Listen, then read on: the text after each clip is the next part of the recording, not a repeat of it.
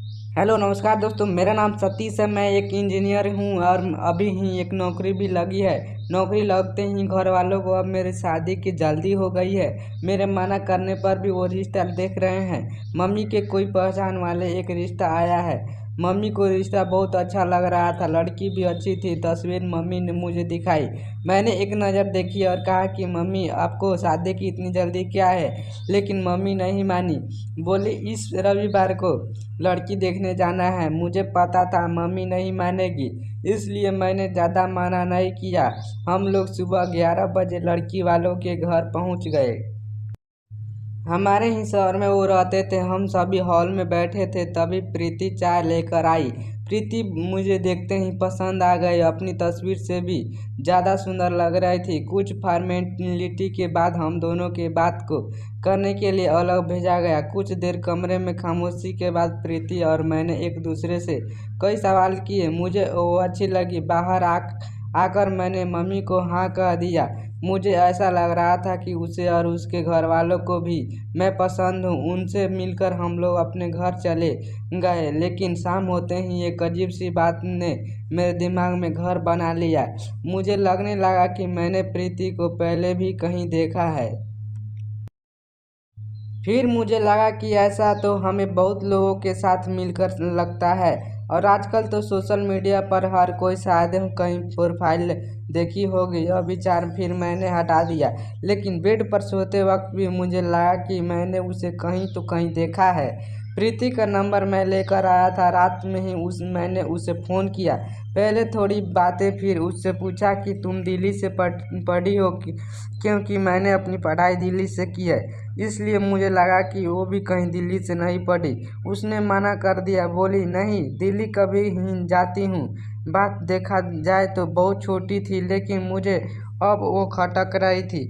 मुझे कुछ याद नहीं आ रहा था, लेकिन ऐसा लग रहा था कि प्रीति से एक दो बार मिलने पर मुझे यकीन सा होने लगा कि मैंने इसे ज़रूर इससे पहले कहीं देखा है। मैंने प्रीति से बहुत सवाल किए। उससे पूछा कि क्या हुआ, मुझसे पहले किसी से प्यार करती थी या उसका कोई बॉयफ्रेंड था। प्रीति ने मना किया, कहा फ्रेंड थे लेकिन बॉयफ्रेंड नहीं था। प्रीति सुंदर थी। अब मुझे यह लगने लगा कि वह मुझसे झूठ बोल रही है। मैं उससे मिलता और बातें भी करता था, लेकिन अभी भी वही सवाल था कि मैंने उसे कहाँ देखा है। फिर मैंने अपने दोस्तों को सभी को प्रीति की तस्वीर दिखाई, यह कहकर कि मेरी शादी होने वाली है। मैं यह भी सोच रहा था कि शायद किसी और ने प्रीति को देखा हो, कि वो सभी ने ओ मेरे, अब मैं उससे सीधे बात करूंगा। आखिरकार जब मैं प्रीति से मिला तब मैंने प्रीति को डायरेक्ट ही बोला। कहा कि प्रीति, मेरी मेमोरी इतनी अच्छी नहीं है, लेकिन मुझे यह बात परेशान कर रही है कि मैंने तुम्हें कहाँ देखा है, किस पार्टी में या कहीं और। इतने दिनों से एक ही सवाल, और मेरे बर्ताव से शायद वो भी परेशान थी। वो मुझसे इस दौरान कई बार पूछ रही थी कि आप मेरे पास होकर भी पास नहीं रहते, क्या बात है। मेरे इस सवाल पर वो भड़क गई। उसने कहा कि जब से आप मिले यही कह रहे हैं कि मैंने आपसे सब बता भी दिया। आप कहना क्या चाहते हैं? कहाँ देखा है आपने? आप खुल के बताए, क्या बोलना चाहते हैं? आपको मुझ पर भरोसा नहीं तो आप शादी मत कीजिए। कहकर वो उठकर चली गई। एक तरफ मेरी मम्मी शादी की तैयारी कर रही थी, दूसरी तरफ हमारा झगड़ा हो रहा था। अब मैं सोच रहा था कि शायद हमारा कुछ नहीं होगा। अब 2 से 3 दिन हो गए, प्रीति का कॉल नहीं आया, मैंने भी उसे नहीं लगाया। मुझे समझ नहीं आ रहा था कि मैं इस बात से इतना परेशान क्यों हो रहा हूँ। फिर मुझे सुबह प्रीति का कॉल आया। उसने कहा कि आपके सवाल का जवाब मैं देती हूँ, आप मिल सकते हैं। मुझे आपको कुछ दिखाने के साथ समझाना भी पड़ेगा। मैं प्रीति से मिलने गया। उसने कहा कि अभी मैं कुछ दिखाने वाली हूँ, उससे आपको याद आ जाएगा कि आपने मुझे कहाँ देखा है। इतना बोलकर उसने अपने बैग से मोबाइल निकाला और उसमें एक वीडियो क्लिप दिखाई। वीडियो में था, जब मैं कॉलेज के लास्ट ईयर में था तब एक रेस्टोरेंट में 4 से 5 लड़कियां बेवजह मेरे टेबल पर आ गई थी। मुझे कहने लगी कि मैं उनकी फ़ोटो ले रहा हूँ। मैंने मना किया तो उनसे बहस हो गई। प्रीति बोली कि मैं उस समय दिल्ली अपनी कजिन बहन के पास में गई थी। वो सोशल मीडिया पर प्रैंक वीडियो अपलोड करती थी। उस समय मोबाइल मेरे हाथ में था और मैं वीडियो बना रही थी। तुम्हारे बाल उस समय बड़े थे और करीब 3 साल पुरानी बात हो गई, इसलिए मैं तुम्हें पहचान में नहीं पाई।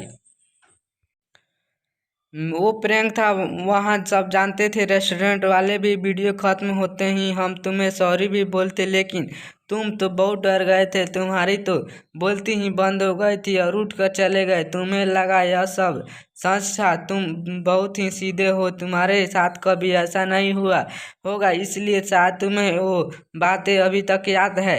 हमें वीडियो थोड़ा लंबा चाहिए था और कुछ मिनट में हम तुम्हें बता ही देते, लेकिन हमें भी नहीं पता था कि तुम इतने घबरा जाओगे। उस दिन हमें भी लगा कि हमने सही नहीं किया, हमारी वजह से तुम इतने जो घबरा गए थे।